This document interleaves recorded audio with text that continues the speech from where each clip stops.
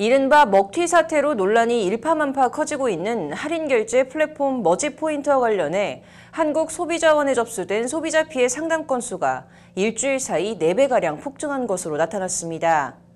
소비자들은 궁여지책으로 정부기관에 분쟁 조정을 신청했지만 정부기관도 뚜렷한 해결책을 내놓지 못하면서 집단 민사소송을 제기하는 쪽으로 가닥을 잡는 모습입니다. 박아름 기자의 보도입니다. 유이동 국민의힘 의원실이 한국소비자원으로부터 받아 오늘 공개한 머지포인트 관련 소비자 피해 상담 누적 접수 건수입니다. 지난 19일 기준 992건으로 일주일 전인 지난 13일 249건보다 약 4배가량 폭증했습니다. 머지포인트는 핀테크 분야 벤처기업을 표방한 머지플러스가 운영하는 할인 플랫폼으로 20% 할인된 가격의 상품권을 지급해 성풍적인 인기를 얻었습니다.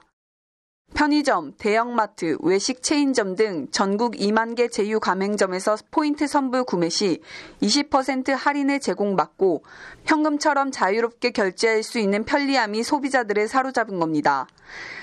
지난 2019년 1월 서비스 시작 후 입소문을 타면서 가입자 100만 명, 일일 평균 접속자가 20만 명에 달하기도 하며 폭발적인 성장을 거듭해왔습니다.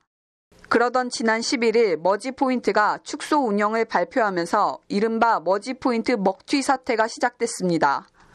금융감독원이 전자금융업자 등록 없이 영업을 했다는 이유로 머지플러스에 뒤늦게 제동을 걸자 머지플러스가 서비스를 대폭 축소한 겁니다.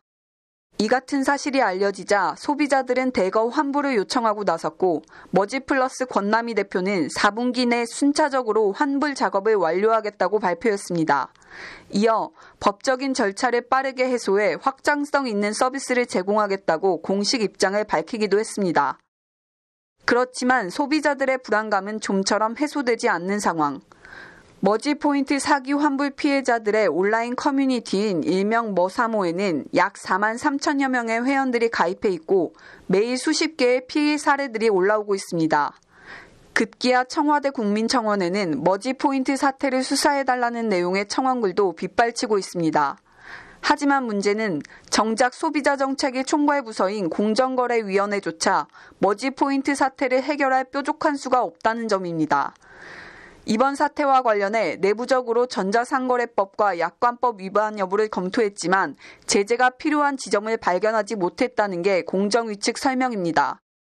게다가 머지플러스가 미등록 업체라는 이유로 금융감독원마저도 뒷짐을 지고 있어 피해자들은 더욱 궁지에 몰리는 형국입니다. 상황이 이렇다 보니 머지 사태와 같은 피해를 막기 위한 또 다른 방안으론 입법, 즉 전자금융거래법 개정이 대두되고 있습니다. 이용자가 맡긴 선불 충전금은 명백히 예금 성격을 띠지만 현행법엔 보호 규정이 없기 때문입니다. 이에 지난해 국회엔 선불 충전금 보호를 위해 송금액 100%, 결제액의 50%를 외부 금융기관에 의무적으로 예치하도록 한다는 내용의 정금법 개정안이 발의돼 있긴 하지만 계류 중에 있습니다. 다만 정금법 개정안의 경우 등록업체를 대상으로 하는 것이어서 머지플러스와 같이 미등록 업체의 피해까지 예방하기엔 한계가 있다는 지적도 있습니다.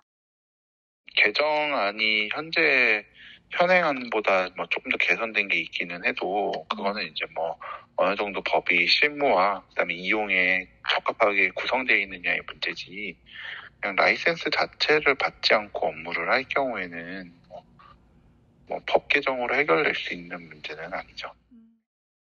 결국 머지포인트 소비자들은 민사소송에 기댈 수밖에 없는 형편입니다. 이에 머사모는 현재 집단 손해배상 소송을 제기해 포인트 구매액을 전액 환불받기 위한 방안을 검토 중인데 현재 소송 참여 희망 인원은 2,000명 이상으로 알려졌으며 조만간 변호사를 선임해 9월 내 집단 소송을 제기할 방침입니다. 특히 머사모는 머지플러스와 연계 이벤트를 펼친 금융사나 판매를 중개한 이커머스 업체도 소송 대상에 넣는 방안을 검토 중이라고 밝혔습니다. 해당 업체에는 이벤트를 진행한 토스, 하나멤버스, 페이코 등이, 머지포인트 판매를 중개한 이커머스에는 티몬, 지마켓, 11번가, 위메프 등이 포함되어 있습니다. 만약 실제 법적 분쟁으로 이어질 경우 머지포인트의 책임이 인정될 소지가 다분하다는 게 법조계의 전망입니다. 이용자들의 경우에는 당연히 업체가 적절한 라이센스와 합법적인 근거를 가지고서 업무를 하고 있다라고 신뢰를 하고 이용을 했을 것이고, 그리고 머지 포인트 역시 그러한 점에 대해서 별도의 안내가 없었기 때문에 이용자들이 좀 착오를 일으킨 것에 대해서 머지 포인트의 원인이 있다고 볼 수 있을 것 같아요. 법률방송 박아림입니다.